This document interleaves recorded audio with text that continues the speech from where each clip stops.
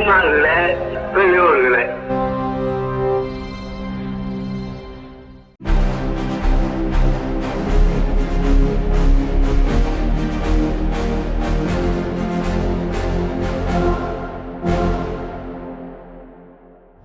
அனைவருக்கும் வணக்கம். உலகின் ஒரே பகுத்தறிவு நாளேடான விடுதலையில் வந்துள்ள இன்றைய செய்திகளை பார்க்கலாம்.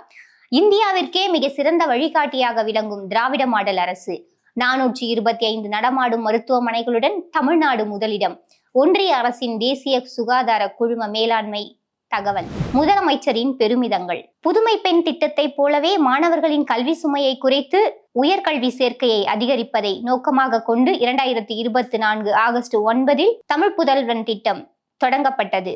வறுமை காரணமாக உயர்கல்வி தடைபடக்கூடாது என்ற இலக்கோடு செயல்படும் இத்திட்டம் தமிழ்நாட்டின் கல்வி புரட்சியில் முக்கிய மைல்கல்லாக இருக்கிறது. தமிழ்நாடு அரசு செயல்படுத்தி வரும் தமிழ் புதல்வன் திட்டம் லட்சக்கணக்கான மாணவர்களின் உயர்கல்விக்கு ஒரு வலுவான ஊன்றுகோலாக அமைந்துள்ளது என தமிழ்நாடு முதலமைச்சர் மு.க.ஸ்டாலின் தெரிவித்துள்ளார். சாபம் விட்டு நாசமாக்கி விடுவேன், வீடு புகுந்து பெண்ணிடம் 1 லட்சம் ரூபாய் கேட்ட சாமியார்கள். இப்படியும் ஒரு முதலமைச்சர். பைத்தியக்கார சாமி கொடுக்கும் எலுமிச்சைதான் பாஜக கூட்டணி வேட்பாளரை உறுதி செய்யுமாம். ஒன்றிய பிஜேபி அரசின் வேடம் கலைந்தது. 12ஆம் வகுப்பு முடித்த மாணவர்களுக்கு மாதம் 2500 ரூபாய் ஒன்றிய பாஜக அரசு மறுப்பு.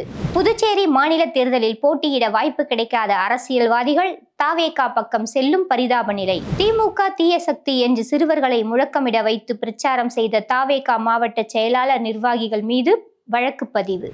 வாக்காளர் அடையாள அட்டையில் எழுத்துப்பிழை இருந்தாலும் பொருட்படுத்த தேவையில்லை என தேர்தல் ஆணையம் தெரிவித்துள்ளது.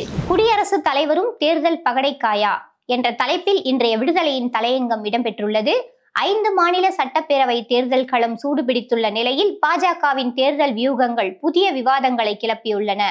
குறிப்பாக மேற்கு வங்கம் மற்றும் அசாம் போன்ற மாநிலங்களில் கணிசமாக உள்ள பழங்குடியின மக்களின் வாக்குகளை கவரும் நோக்கில் குடியரசுத் தலைவர் திரௌபதி முர்மு அவர்களை பாஜக மேலிடம் தேர்தல் துருப்புச் சீட்டாக பயன்படுத்துகிறது.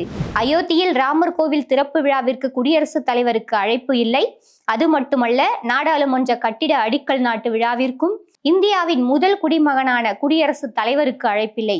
ஆனால் தேர்தல் நேரத்தில் பழங்குடியின மக்களின் வாக்குகளை வாரிக்கொள்ள அம்மக்கள் அதிகம் உள்ள மேற்கு வங்காளம், அசாம் பகுதிகளில் பழங்குடியின சமூகத்தை சேர்ந்த குடியரசுத் தலைவர் சுற்றுப்பயணத்துக்கு ஏற்பாடு செய்யப்பட்டுள்ளது. RSS பிஜேபி வகையறாக்கள் எதை செய்தாலும் அதற்கு நேரிடை பொருள் கிடையாது. அதற்குள் கன்னி வெடிகள் புதைந்திருக்கும் என்பது மட்டும் உண்மையே என இன்றைய தலையங்கத்தில் பல்வேறு செய்திகள் இடம்பெற்றுள்ளன. பன்னாட்டு அரசியல் சூழல் மற்றும் உள்நாட்டு பொருளாதார மாற்றங்களுக்கு மத்தியில் சாமானிய மக்களின் குடும்ப பட்ஜெட்டில் மற்றும் ஒரு இடியாக வங்கி சேவைகளுக்கான கட்டண உயர்வு அறிவிக்கப்பட்டுள்ளது. மகாராஷ்டிரா மாநிலம் புனே நகரில் வாக்காளர் பட்டியலில் பெயர் சேர்ப்பதற்கான விழிப்புணர்வு சைக்கிள் பேரணி நடைபெற்றது. இந்த பேரணியை தலைமை தேர்தல் ஆணையர் ராஜீவ் குமார் கொடியசைத்து தொடங்கி வைத்தார். திராவிட மாடல் அரசின் மகளிர் விடியல் பயணம் திட்டத்தில் இதுவரை 897.82 கோடி மகளிர் பயணம் மேற்கொண்டுள்ளனர் என முதலமைச்சர் மு.க.ஸ்டாலின் தெரிவித்துள்ளார். இந்தி எதிர்ப்பு பற்றி எழுதும் போதெல்லாம் நம்முடைய பெரியார் நூலக ஆய்வு மையத்திற்கு வருகை தந்து குறிப்புகள் எடுப்பார். ஆலடி அருணா எழுதிய பல புத்தகங்கள் இன்றும் மாநில சுயாட்சி குறித்த செய்திகளுக்கு மிக பெரிய ஆதாரமாக விளங்குகின்றது என தமிழர் தலைவர் ஆசிரியர் அவர்களின் உரை இன்றைய விடுதலையில் இடம்பெற்றுள்ளது. தமிழ்நாடு, புதுச்சேரி மற்றும் காரைக்கால் பகுதிகளில் நாளை முதல் மார்ச் 26ஆம் தேதி வரை அதிகபட்ச வெப்பநிலை வழக்கத்தை விட ஓரிரு இடங்களில் 5 டிகிரி பாரன்ஹீட் வரை அதிகமாக இருக்கக்கூடும். சென்னை மற்றும் புறநகர் பகுதிகளில் நாளை வானம் ஓரளவு மேகமூட்டத்துடன் காணப்படும். அதிகபட்ச வெப்பநிலை 95 டிகிரி, குறைந்தபட்ச வெப்பநிலை 79 டிகிரி பாரன்ஹீட் அளவை ஒட்டி இருக்கக்கூடும் என வானிலை ஆய்வு மையம் தகவல் தெரிவித்துள்ளது. வாக்காளர் பட்டியலில் பெயர் சேர்க்க மார்ச் 26 கடைசி நாள் என தமிழ்நாடு தலைமை தேர்தல் அதிகாரி அறிவித்துள்ளார். ரூபாய் 4 லட்சம் மானியம் சொன்னதை செய்த ஸ்டாலின், நெசவாளர்களின் சொந்த வீடு கனவை நனவாக்கிய திமுக அரசு. தமிழ்நாடு தேர்தல் நடத்தை விதிகள் தீவிர அமல். ஆவணங்கள் இன்றி கொண்டு செல்லப்பட்ட ரூபாய் 75 கோடி ரக்கம் பொருட்கள் பறிமுதல். சொத்து விற்பனையில் அதிரடி. ரூபாய் 2 லட்சத்திற்கு மேல் முத்திரை தாள் வாங்கினால் வருமான வரித்துறைக்கு தகவல்.